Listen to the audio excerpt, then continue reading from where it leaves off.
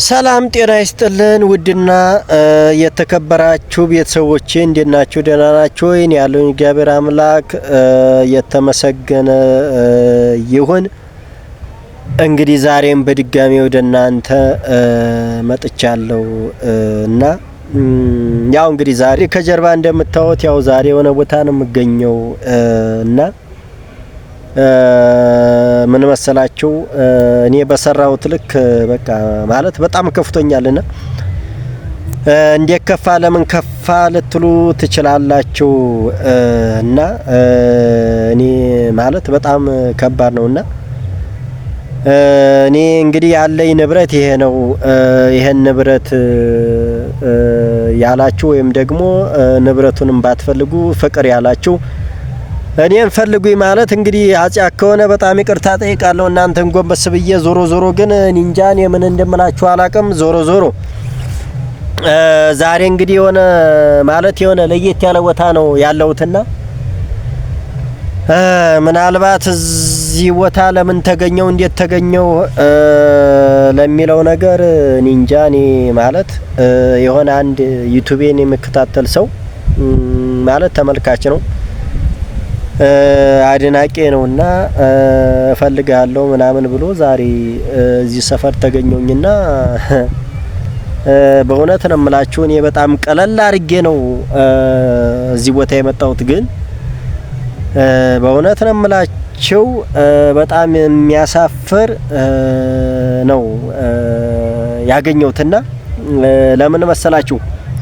አንዳንዴ እኮ ምንም ማለት አይደለም ሰው እውነቱን ቢናገር ምንም ማለት አይደለም። ግን እንጃ እኔ በቃ ይሄ ነው ብለው ሊጨናነቅ ይችላል ወይም ደግሞ ሌላ ወጪ ሊያስብ ይችላል በሚል እንግዲህ እኔ ዝም ብሎ ሊያገኘኝ የፈለገ ነበር የመሰለኝና እንግዲህ ዛሬ እንግዲህ ቀኑ እሁድ ነው ማለት እንግዲህ የፋሲካ ሳምንት ነው፣ ዳግማ ትንሳኤ ነው። እንኳን አደረሳችሁ ላለውኝ እንግዲህ ለማንኛውም በእውነት ዛሬ የደረስኩበት ሁኔታ የሄድኩበት ቦታ ያሳፍራል። እውነት ነው የምላችሁና እንግዲህ አጋጣሚ ሆኖ በጣም ትልቅ ዝግጅት አለ። እኔ በጣም ይገርመኛል በእውነት እኔ እና ሰርግ ነበረ።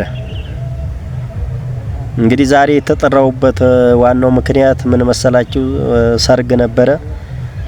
እንግዲህ በዚህ አለባበስ ሰርግን ማክበር በጣም ሼም ነውና እኔ እንግዲህ እንጃ በእውነት በጣም ፈልጋለሁ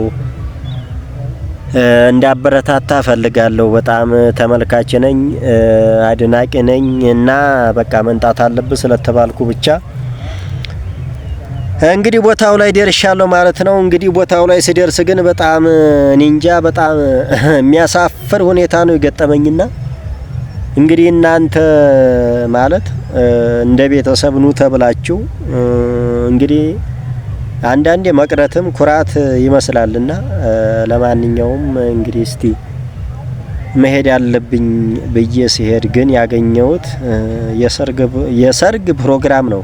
ለእውነት የሰርግ ፕሮግራም ነውና እንግዲህ በዚህ አለባበስ ሰርግ ላይ መገኘት ማለት በጣም ለኔ ሼም ነው፣ በጣም የሚያሳፍር ነው። ማንኛውም ወጣ ብዬ ነው ቪዲዮ የሰራሁላችሁና እንግዲህ ያለውን ነገር በጋራ ምናይ ይሆናል። በእውነት በጣም አፈር ያለው አዝኛለሁ። ዞሮ በዚህ ልክ አልነበረም። እኔ አይደለም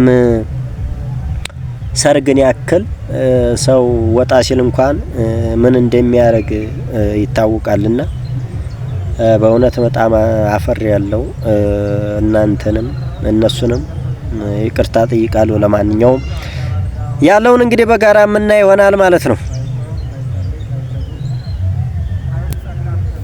እንግዲህ ውድ ቤተሰቦች ያለውን ፕሮግራም በጋራ ወደ ውስጥ ገብተን የምናይ ይሆናል። ለማንኛውም ለናንተ ለቤተሰቦች ለተመልካቾች የሚሆን ለጠሪዎች በእውነት በጣም ይቅርታ ጠይቃለሁ። ለማንኛውም ዳይ ወደ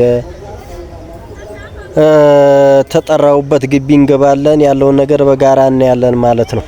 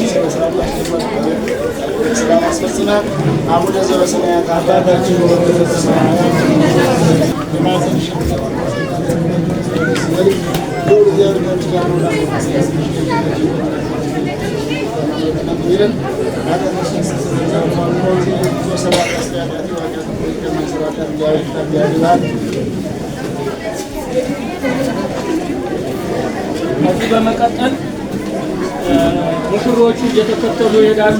አባቶች ባርኩና ወደው አንስተው ቀጥታ ወደዚህ ነው